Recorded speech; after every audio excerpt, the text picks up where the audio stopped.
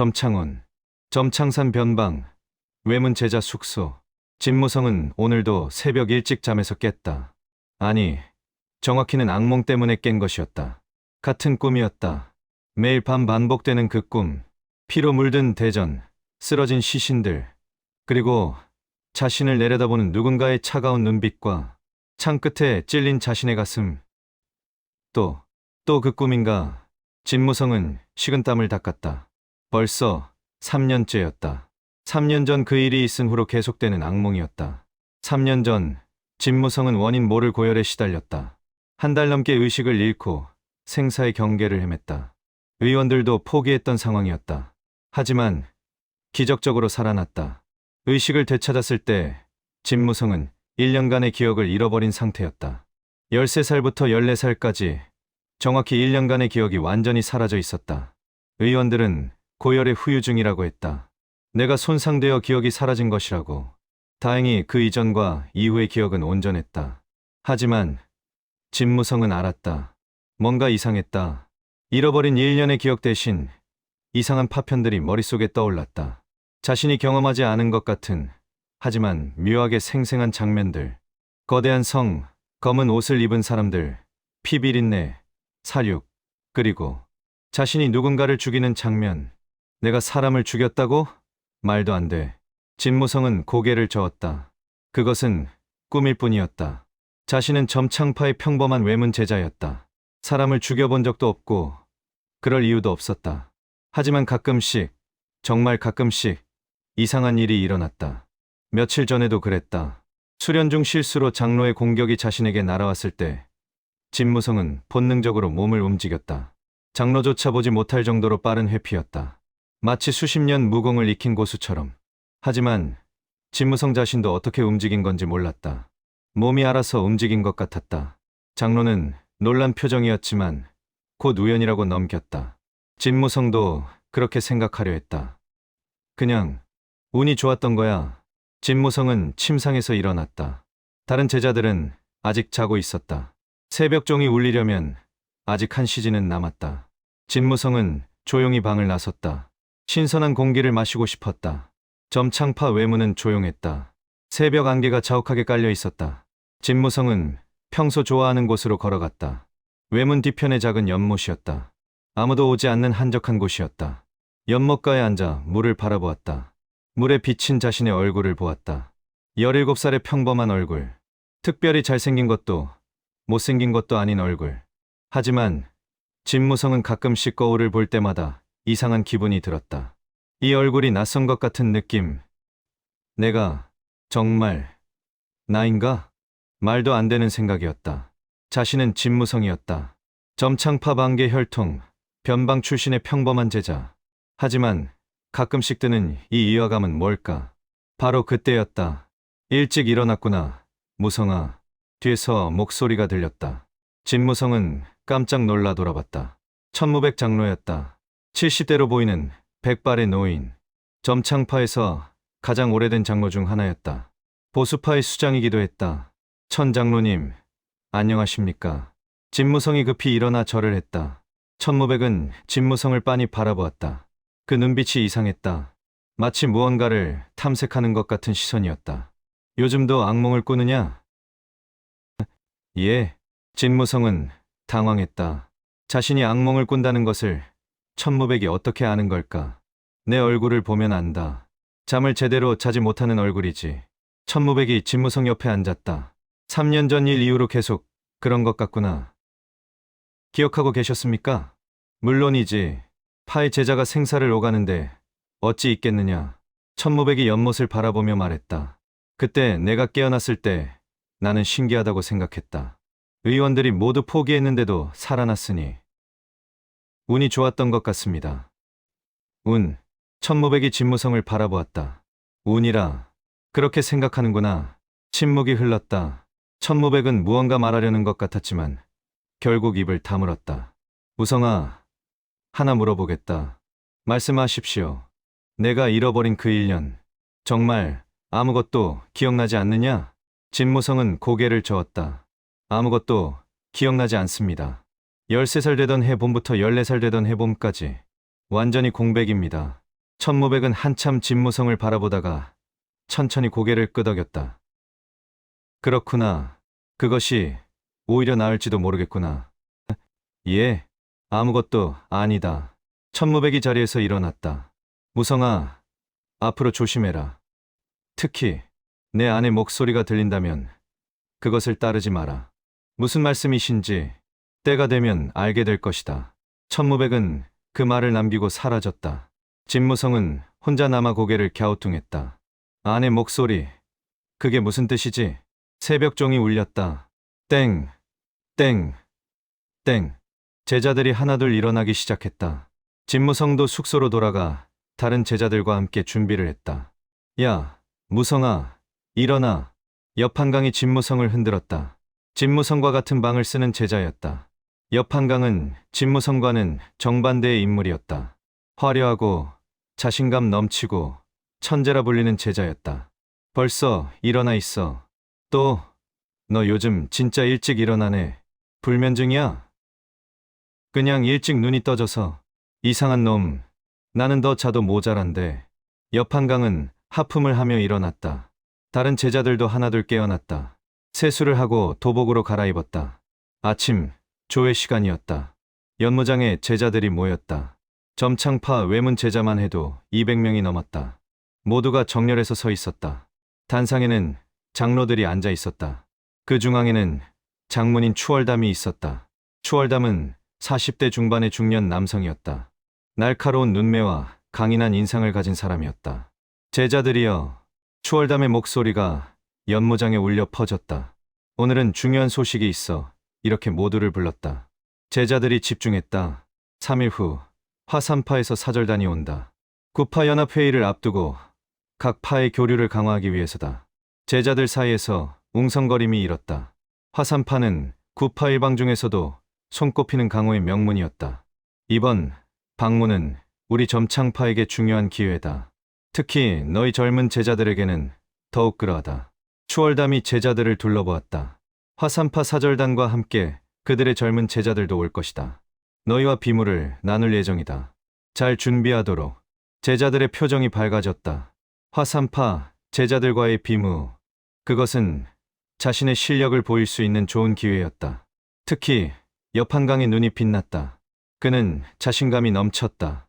하지만 진무성은 달랐다. 왠지 모를 불안감이 들었다. 왜지? 왜 불안한 거지?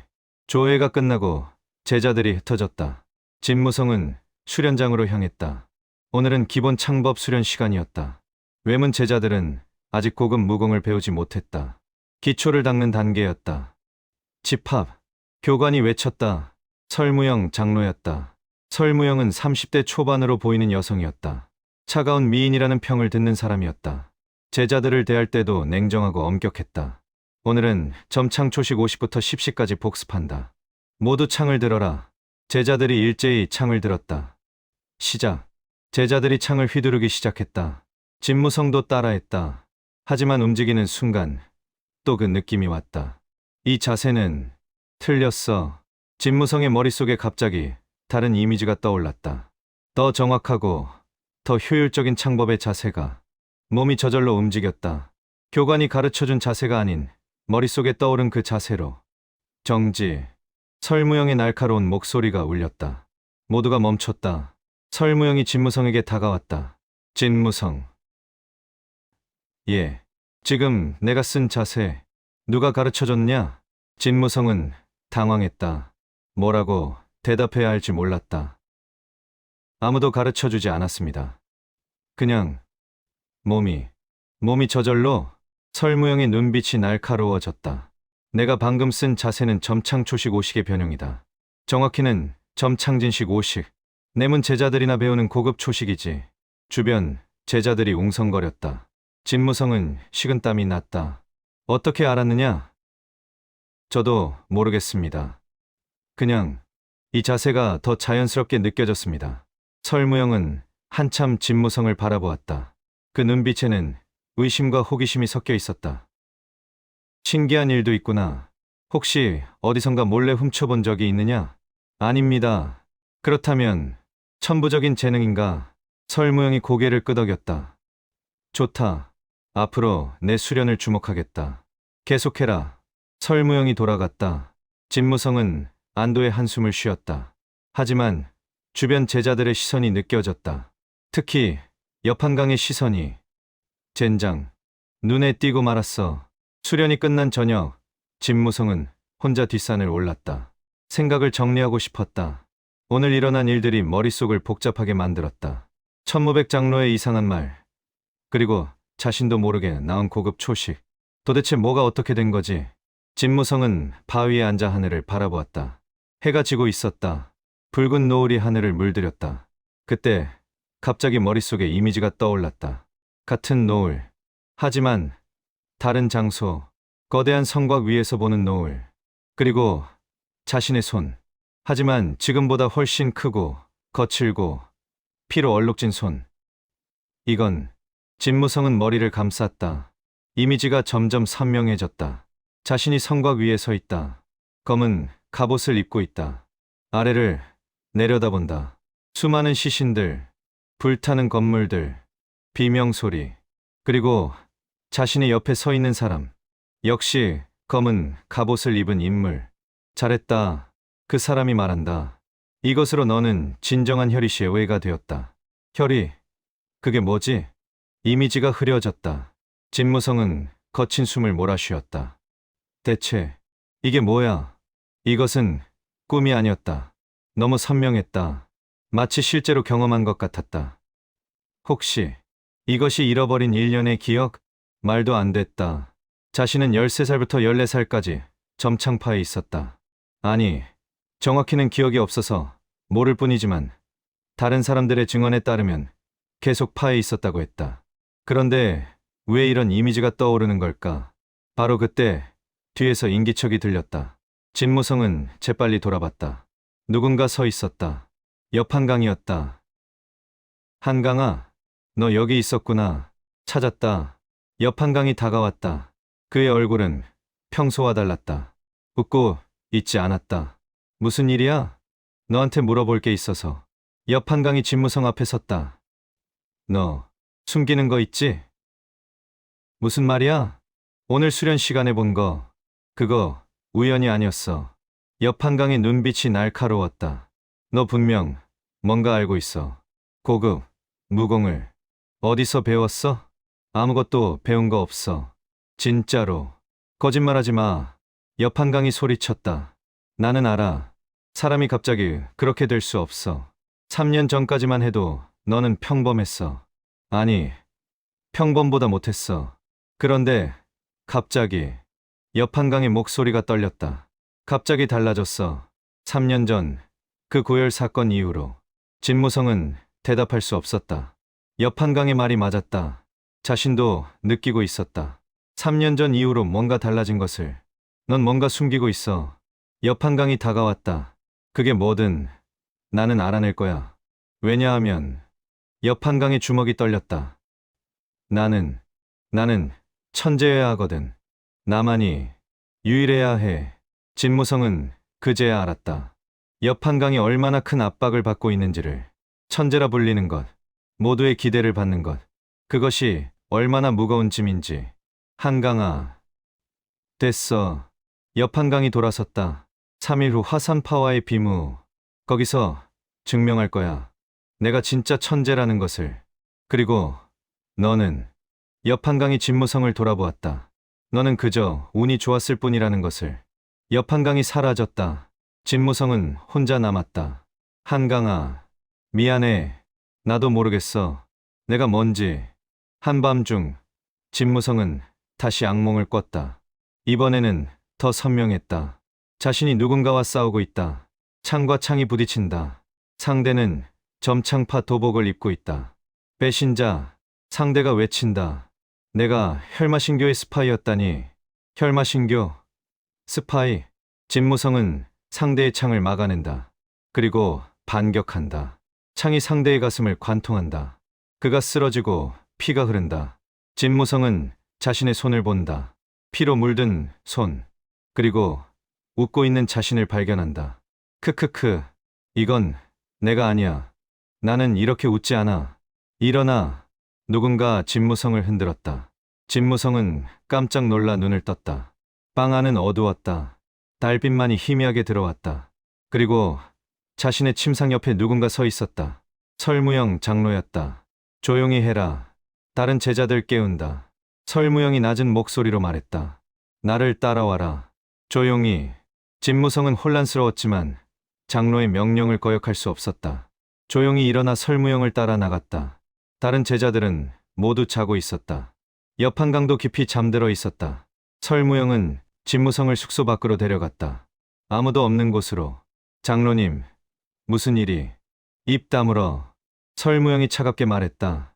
지금부터 내 질문에만 대답해라.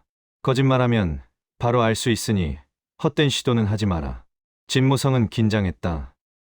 너 3년 전 정말로 기억을 잃었느냐?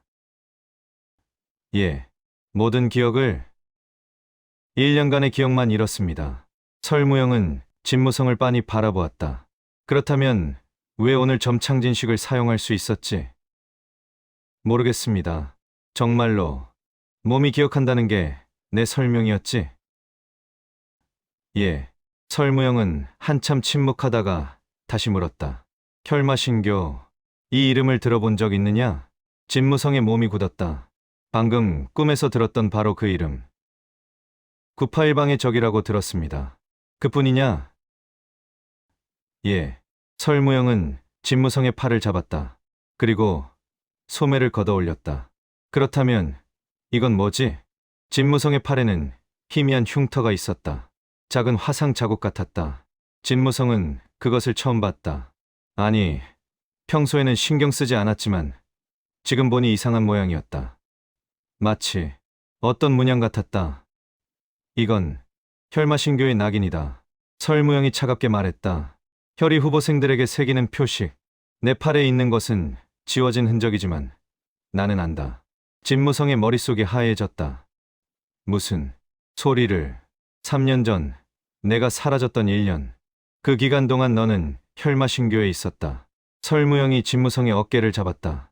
누군가 널 데려갔고 훈련시켰고 그리고 다시 여기로 돌려보냈다. 기억을 지운 채로. 말도 안 돼. 내 몸이 증명하고 있어. 오늘 내가 사용한 무공, 그것은 점창파의 무공이 아니야. 혈마신교의 창법이 섞여 있어. 진무성은 뒷걸음질 쳤다. 믿을 수 없었다. 장로님, 저는 아무것도 기억나지 않습니다. 정말로. 나도 안다. 내가 의도적으로 숨기는 건 아니라는 것을. 설무영의 목소리가 조금 부드러워졌다. 하지만 문제는 내 안에 그것이 남아있다는 거야. 혈마신교의 무공이, 기억이, 본능이. 설무영이 진무성에게 다가왔다. 그리고 그것은 언젠가 깨어날 거야. 내가 원하든 원하지 않든. 어떻게 하면 됩니까? 모르겠어. 설무영이 고개를 저었다. 나도 이런 경우는 처음이야. 하지만 한 가지는 확실해. 설무영이 진무성을 똑바로 바라보았다. 이 사실이 알려지면 넌 죽어. 혈마신교와 관련이 있다는 것만으로도 역적으로 몰려. 진무성은 절망했다. 그럼 저는 내가 지켜주마. 설무영이 말했다. 하지만 조건이 있어. 앞으로 내가 경험하는 모든 것, 떠오르는 모든 기억, 나에게 보고해라. 숨기지 마라. 왜 저를 도와주시는 겁니까? 설무영은 잠시 망설이다가 대답했다. 나도 한때 혈마신교에 있었어. 그들의 피해자야. 진무성의 눈이 커졌다. 그래서 안다. 내가 얼마나 혼란스러운지. 그리고 설무영의 눈빛이 차가워졌다. 혈마신교가 왜 널 훈련시키고 돌려보냈는지 알아내야 해. 분명 더 큰 계획이 있을 거야. 진무성은 천천히 고개를 끄덕였다. 알겠습니다. 좋아. 돌아가서 자라. 그리고 기억해라. 설무영이 떠나기 전에 마지막으로 말했다. 3일 후 화산파가 온다. 조심해라. 혈마신교도 그날을 노릴지 모른다. 설무영이 사라졌다. 진무성은 혼자 남아 떨리는 손을 바라보았다. 나는 혈마신교에 있었다고? 그게 정말일까? 하지만 팔의 흉터는 거짓말을 하지 않았다. 그리고 계속해서 떠오르는 그 이미지들도. 진무성은 하늘을 올려다보았다. 달이 구름에 가려지고 있었다. 나는 대체 누구지?